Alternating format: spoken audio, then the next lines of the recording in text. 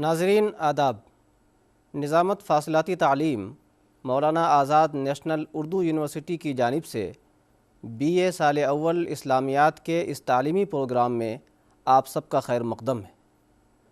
آج کے لیکچر کا عنوان ہے قرآن مجید کا تعارف اور اس کی تدوین۔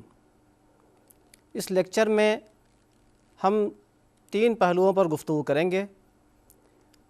ہمارے لیکچر کا پہلا حصہ قرآن کریم کے تعارف پر ہوگا۔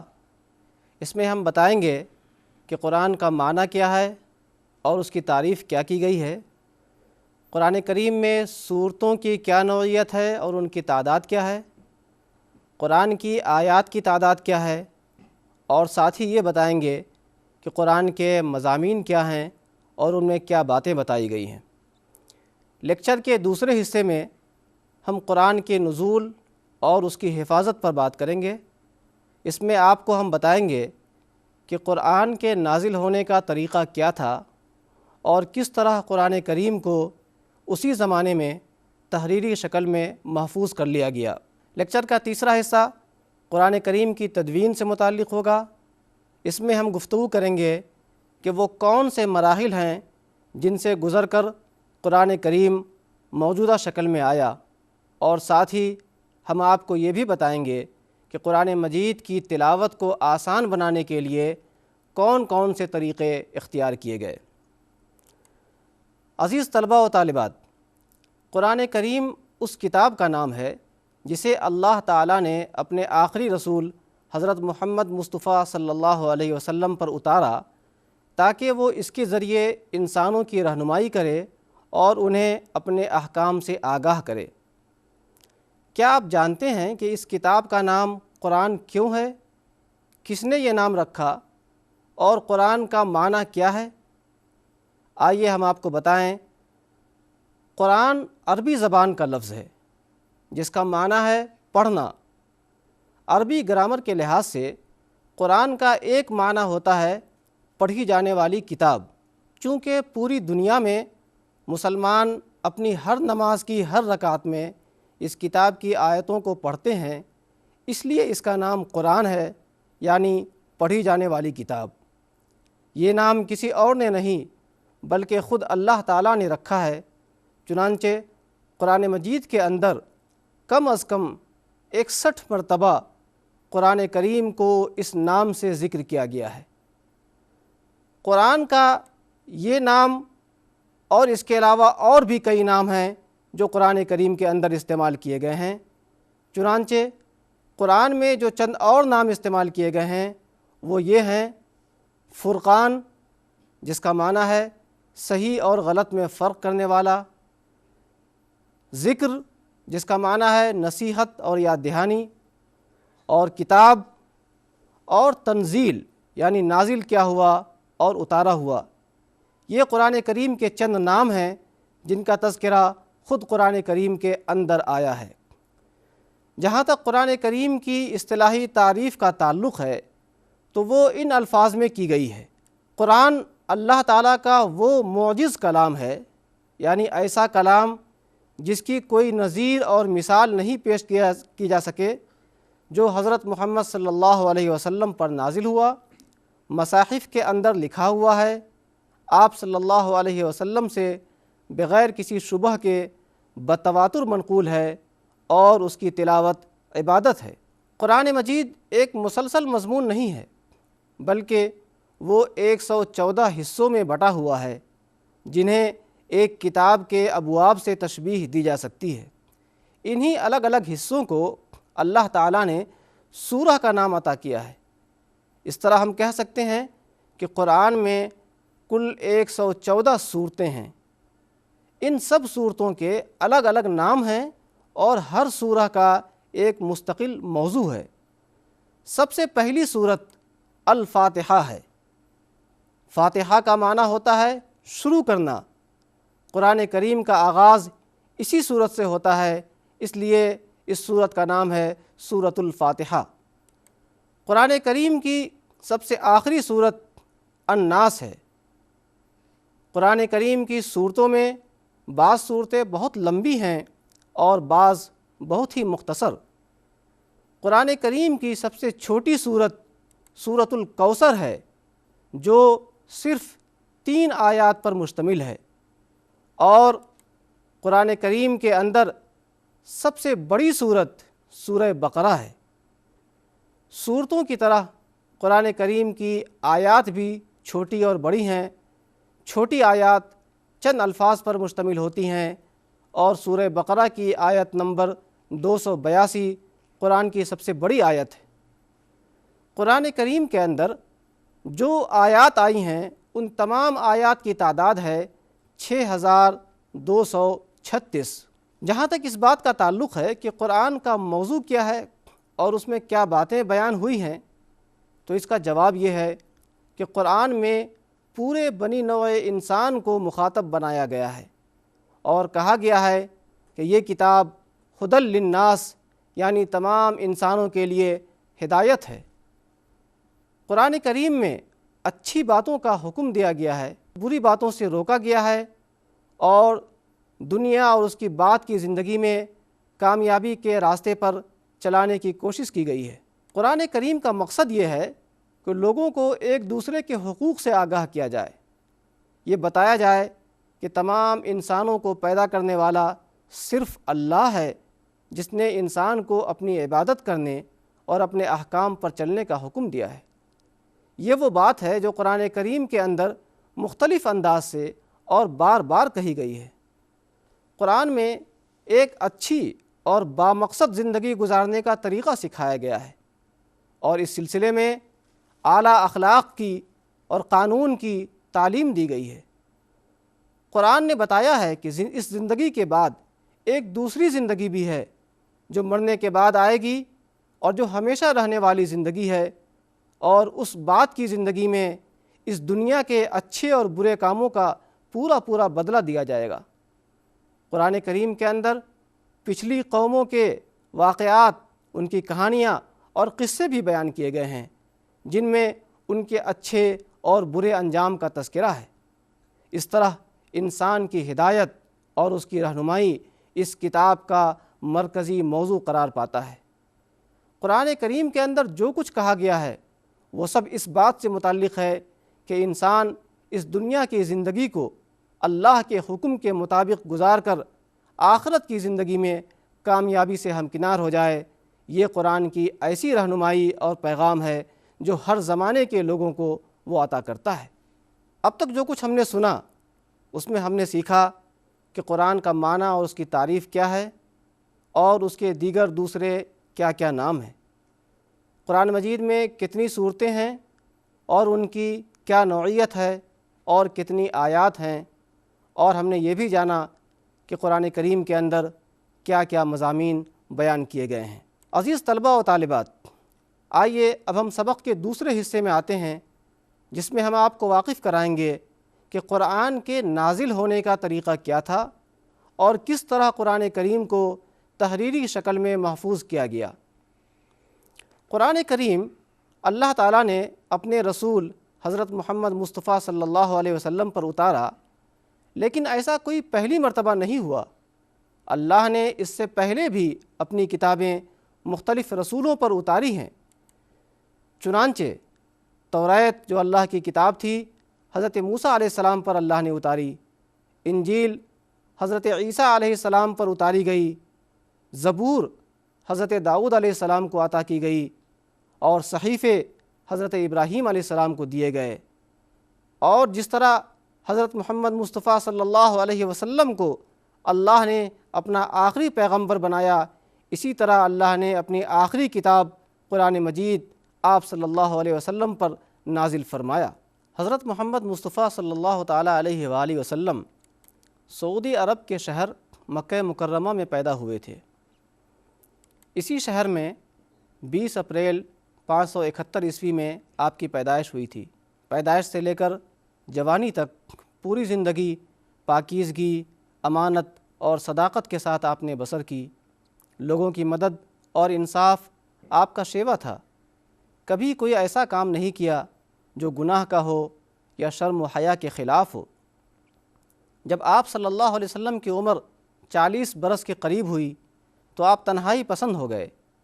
مکہ مکرمہ کے قریب ایک پہاڑی جس کا نام حرا ہے، اس کی بلندی پر واقع ایک غار میں آپ چلے جاتے اور کئی دنوں تک وہاں ٹھہر کر غور و فکر میں مشغول رہتے۔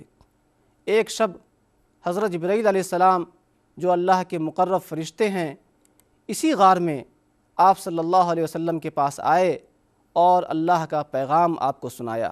اس غار میں جو پہلی آیات حضرت جبرائیل علیہ السلام نے رسول اللہ صلی اللہ علیہ وسلم کو سنائیں وہ یہ تھیں، اقرأ باسم ربك الذي خلق خلق الإنسان من علق اقرأ وربك الأكرم الذي علم بالقلم علم الإنسان ما لم يعلم، کہ پڑھو اپنے رب کے نام سے جس نے پیدا کیا، جس نے انسان کو خون کے لوتھڑے سے پیدا کیا۔ پڑھو اور تمہارا رب بڑا کریم ہے جس نے قلم سے سکھایا، جس نے انسان کو وہ سب سکھایا جو وہ نہیں جانتا تھا۔ یہ آیات حضرت جبرائیل علیہ السلام اللہ کے رسول صلی اللہ علیہ وسلم کے پاس لے کر آئے تھے، اس کو وحی کہتے ہیں۔ یہ پہلی وحی تھی جس میں 5 آیات نازل ہوئیں، اور یہ واقعہ رمضان کی 17 تاریخ کو پیش آیا جو عیسوی اعتبار سے ماہ اگست 610 عیسوی کی تاریخ تھی۔ اس واقعے کے بعد سے تھوڑا تھوڑا قرآن نازل ہونا شروع ہوا، کبھی چند آیتیں، کبھی ایک سورت اور کبھی کم و زیادہ نازل ہوتا رہا۔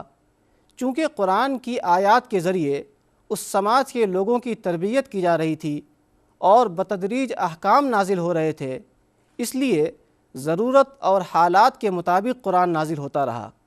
جب تک حضرت محمد صلی اللہ علیہ وسلم مکہ مکرمہ کے اندر رہیں وہاں قرآن کی آیات نازل ہوتی رہیں، اور جب آپ مدینہ منورہ تشریف لے گئے تو قرآن کی آیات کے نازل ہونے کا سلسلہ وہاں بھی جاری رہا۔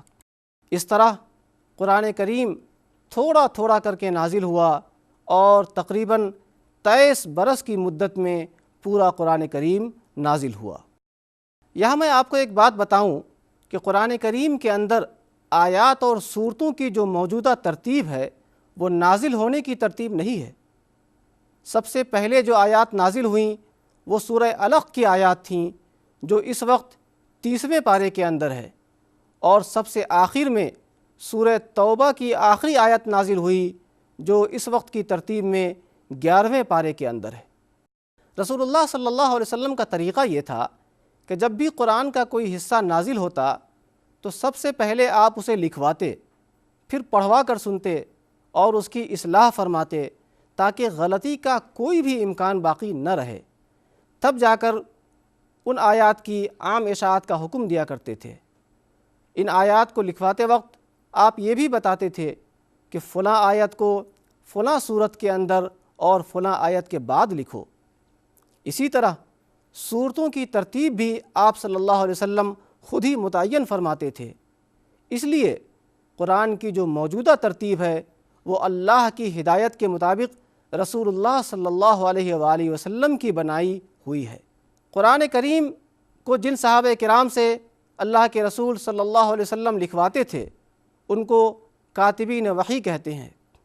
ایسے صحابہ تو بہت سارے تھے، لیکن ان میں سے چند کے نام یہ ہیں: حضرت ابو بکر صدیق رضی اللہ عنہ، حضرت عمر فاروق، حضرت عثمان غنی، حضرت علی، یہ چاروں خلفائے راشدین کہلاتے ہیں۔ ان کے علاوہ حضرت ابی بن کعب، حضرت زید بن ثابت، حضرت ثابت بن قیس، حضرت معاویہ، حضرت ابان بن سعید اور حضرت عبداللہ بن ابی سرح رضی اللہ تعالی عنہم وغیرہ۔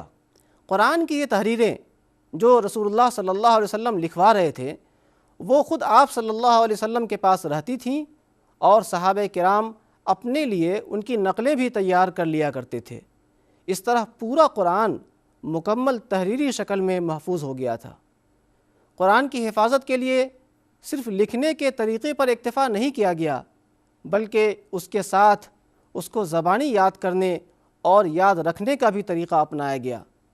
عرب کے لوگ اپنی قوت حافظہ کی وجہ سے پوری دنیا میں ممتاز تھے۔ قرآن جب نازل ہونا شروع ہوا تو اس کا جتنا حصہ نازل ہوتا اس حصے کو صحابہ کرام زبانی یاد کر لیا کرتے تھے اور اس کو اپنی نمازوں میں پڑھتے تھے، کیونکہ رسول اللہ صلی اللہ علیہ وسلم نے یہ بتایا تھا کہ قرآن کی تلاوت کے بغیر نماز مکمل نہیں ہوتی ہے۔ نماز میں قرآن پڑھنے کے علاوہ عام اوقات میں بھی وہ اس کی تلاوت کرتے تھے، کیونکہ رسول اللہ صلی اللہ علیہ وسلم نے یہ بھی بتایا تھا کہ قرآن کی تلاوت کرنا عبادت ہے اور اس کو پڑھنے میں ہر لفظ پر نیکی ملتی ہے۔ اس طرح صحابہ کرام کی ایک بڑی تعداد نے پورے قرآن کو زبانی حفظ کر لیا تھا، اور بہت سارے صحابہ کرام مکمل قرآن کے حافظ تھے۔ اس وقت سے لے کر اب تک قرآن کریم کو پوری دنیا میں زبانی یاد کرنے کا سلسلہ جاری ہے، اور آج بچے اور بچیاں، جوان، مرد و عورت اور عمر رسیدہ لوگ بے شمار تعداد میں قرآن کریم کے حافظ ہیں اور اس کو یاد کرتے ہیں۔ عزیز طلباء و طالبات، اب تک کی گفتگو میں جو کچھ ہم نے سیکھا وہ یہ تھا کہ قرآن مجید اللہ تعالیٰ کی آخری کتاب ہے، جسے اللہ نے اپنے آخری رسول حضرت محمد صلی اللہ علیہ وسلم پر اتارا۔ قرآن کا نزول اکٹھے نہیں ہوا، بلکہ ضرورت اور حالات کے مطابق تھوڑا تھوڑا کر کے تقریباً 23 برس کی مدت میں پورا نازل ہوا۔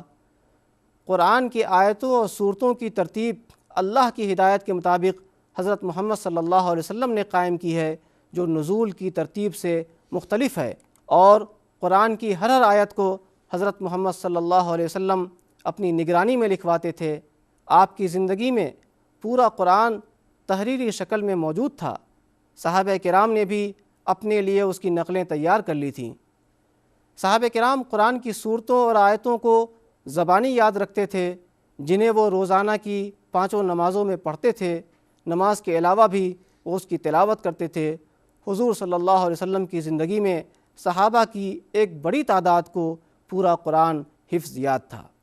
قرآن کریم اس وقت سے لے کر جو ہم تک پہنچا، اس کی ترتیب یہی رہی کہ رسول اللہ صلی اللہ علیہ وسلم سے صحابہ کرام نے زبانی بھی لیا اور تحریری شکل میں بھی لیا، اور ان دونوں طریقوں سے یہ قرآن کریم آج ہمارے پاس تک آیا ہے۔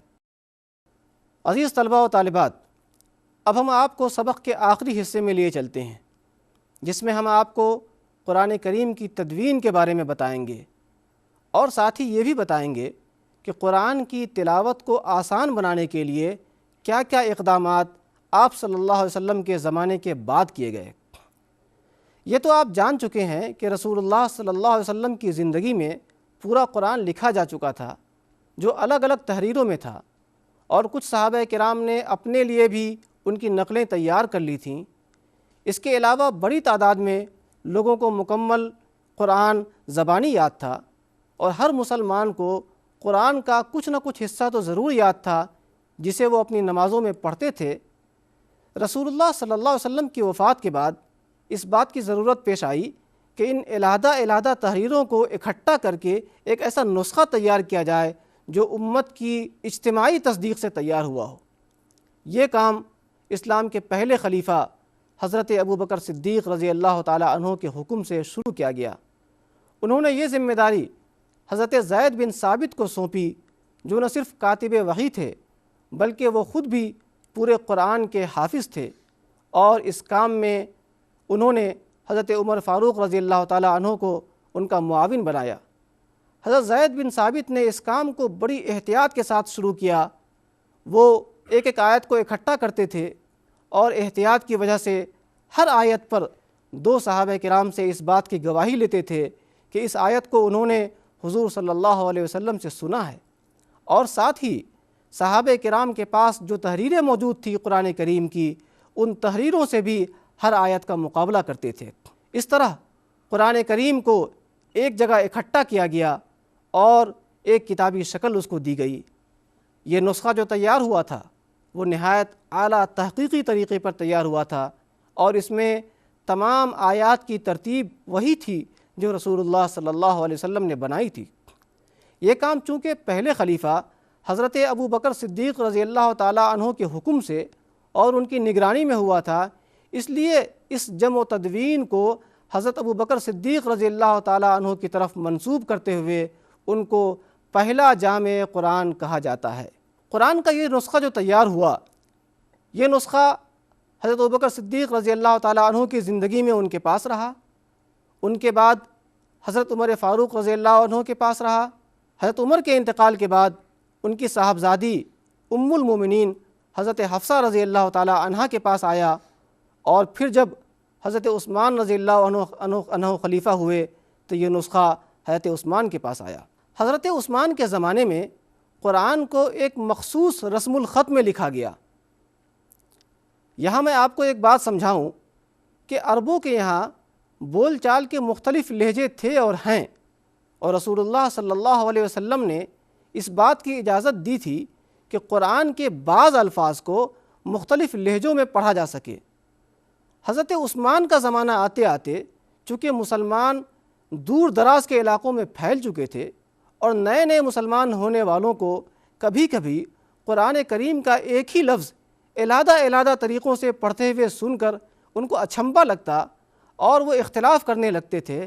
اس اختلاف کے خطرے کو دور کرنے کے لیے تمام صحابہ کرام کے مشورے سے حضرت عثمان رضی اللہ تعالیٰ عنہ نے ایک ایسے رسم الخط میں قرآن کریم کو لکھوایا جو قریش کا لہجہ تھا اور جو لہجہ رسول کریم صلی اللہ علیہ وآلہ وسلم کا تھا، لیکن اس میں بعض الفاظ کو ان متعدد لہجوں میں پڑھنے کی گنجائش تھی جن کی اجازت رسول اللہ صلی اللہ علیہ وسلم نے دی تھی۔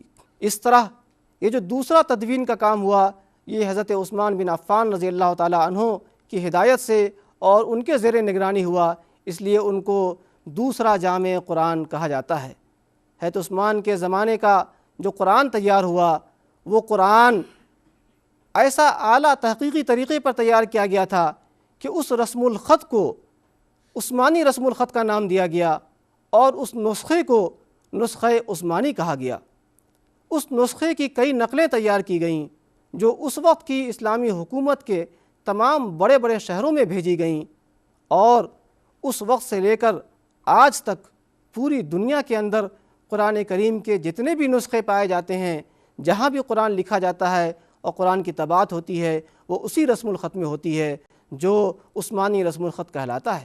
ناظرین، اب میں آپ کو چند ایسی باتوں سے متعارف کراتا ہوں جو خلفائے راشدین کے زمانے کے بعد انجام دی گئیں، اور ان کا مقصد یہ تھا کہ عام لوگوں کو قرآن کریم کی تلاوت کرنے، نماز میں قرآن پڑھنے اور اسے یاد کرنے میں آسانی ہو۔ کیا آپ جانتے ہیں کہ قرآن مجید کے عربی الفاظ پر نقطے اور اعراب یعنی زبر، زیر اور پیش وغیرہ شروع میں نہیں تھے؟ جی ہاں، بات یہ تھی کہ عرب جب تحریر لکھتے ہیں تو اس پر اعراب نہیں لگاتے ہیں۔ آج بھی عربی کی کتابوں اور اخبارات وغیرہ پر اعراب آپ کو نظر نہیں آئیں گے۔ قرآن پر بھی شروع میں اعراب نہیں ہوتا تھا۔ اتنا ہی نہیں بلکہ شروع میں جب قرآن کو لکھا گیا تو اس میں نقطے بھی نہیں تھے۔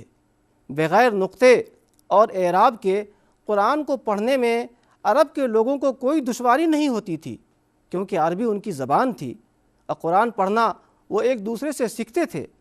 لیکن اس میں ایسے لوگوں کے لیے دشواری تھی جن کی زبان عربی نہیں ہے۔ اس دشواری کو دور کرنے کے لیے قرآن کریم پر نقطے اور اعراب لگائے گئے، اور یہ کام اموی حکومت کے زمانے میں جو خلفائے راشدین کے بعد کا زمانہ ہے، ممتاز علماء کرام کے ذریعے انجام پایا، تاکہ عربی نہ جاننے والے لوگ بھی دیکھ کر صحیح قرآن کریم کو پڑھ سکیں۔ قرآن کی تلاوت کو آسان بنانے کے لیے اور بھی کئی کام بعد میں کیے گئے، جیسے قرآن کو برابر کے 30 حصوں میں تقسیم کیا گیا جو قرآن کے 30 پارے کہلاتے ہیں۔ اسی طرح ہر پارے کے اندر چھوٹے چھوٹے حصے کر کے ان کو رکوع کا نام دیا گیا، تاکہ نماز کی ایک رکعت کے اندر ایک رکوع کی مقدار تلاوت کی جا سکے۔ پارے اور رکوع کی یہ تقسیم صرف تلاوت کی آسانی کے لیے رسول اللہ صلی اللہ علیہ وسلم کے بعد اور خلفائے راشدین کے بھی بعد اموی حکومت کے زمانے میں انجام دی گئیں۔ پریس جب تک ایجاد نہیں ہوا تھا، قرآن مجید کو ہاتھ سے نقل کرنے کا رواج تھا۔ بہت سارے لوگوں نے قرآن کریم کی کتابت کو اور تحریر کرنے کو اپنا مشغلہ بنا لیا تھا، اور وہ بہت خوبصورت انداز میں قرآن کریم کے نسخے تیار کرتے تھے۔ ایسے عمدہ نمونے مختلف لائبریریوں میں آج بھی موجود ہیں، اور آج پوری دنیا کے اندر جو قرآن کریم کے نسخے موجود ہیں وہ پریس سے تباہ ہو رہے ہیں، اور ہر جگہ ایک ہی رسم الخط کے اندر قرآن کریم موجود ہے۔ ناظرین، اس پورے لیکچر کو سننے کے بعد ہم نے جو کچھ سیکھا، آئیے ایک بار خلاصے کے طور پر ہم اس کو دہرا لیں تاکہ یہ ساری باتیں ہمارے ذہن نشیں ہو جائیں۔ ہم نے جو کچھ سیکھا وہ یہ ہے، قرآن کا معنی ہے پڑھی جانے والی کتاب، یہ نام اللہ نے رکھا ہے۔ اس کے دوسرے نام ہیں فرقان، ذکر، کتاب اور تنزیل۔ قرآن میں 114 صورتیں ہیں اور آیات کی تعداد 6236 ہے۔ آخری پیغمبر حضرت محمد مصطفیٰ صلی اللہ علیہ وسلم پر 23 برس کی مدت میں پورا قرآن کریم تھوڑا تھوڑا کر کے نازل ہوا۔ ہم نے سیکھا کہ رسول اللہ صلی اللہ علیہ وسلم کی زندگی میں پورا قرآن لکھا جا چکا تھا اور بے شمار لوگ قرآن کریم کے حافظ تھے۔ ہم نے یہ سیکھا کہ حضرت ابوبکر رضی اللہ عنہ نے قرآن کی علیحدہ تحریروں کو ایک جگہ کتابی شکل میں اکٹھا کرایا اور اس کام کو حضرت زید بن ثابت رضی اللہ تعالیٰ عنہ نے بڑی احتیاط اور اہتمام کے ساتھ انجام دیا۔ حضرت عثمان غنی رضی اللہ عنہ نے قرآن کریم کو ایک ایسے رسم الخط میں لکھوایا جس میں بعض الفاظ کو کئی لہجوں میں پڑھنے کی گنجائش تھی، اور وہ رسم الخط عثمانی رسم الخط کہلاتا ہے۔ آج کے لیکچر میں اتنا ہی ہے، اجازت دیجیے، آداب۔